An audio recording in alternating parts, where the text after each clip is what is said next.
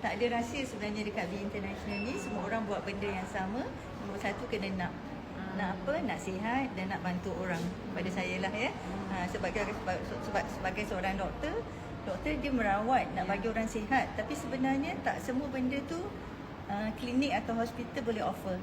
Sebab kadang-kadang kita dah bagi rawatan tapi still tak okey kan? Sebab punca biasanya bermula dengan sel kita. Betul kan? Jadi bukan doktor pun sebenarnya adalah orang-orang yang ada tanggungjawab untuk jaga diri sendiri. So BE dah ada semua, insya-Allah. Sebab kita nak sihat, kalau kita harap makan harian kita ke, aktiviti kita, semua tu tak menepatilah sebenarnya apa yang badan kita perlu. Jadi semua orang kena top up. Saya ingat tadi RCCA Farhana pagi tadi bila dicakapkan tak ada, sebab dia sendiri severe allergy ni semua kan, sampai ada pen yang untuk cucuk bila emergency dia tak boleh nafas.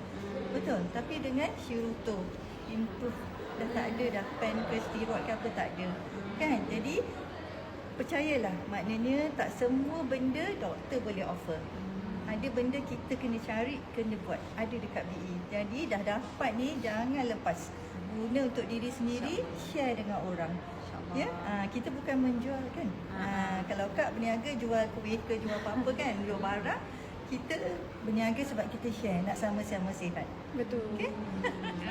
Thank you.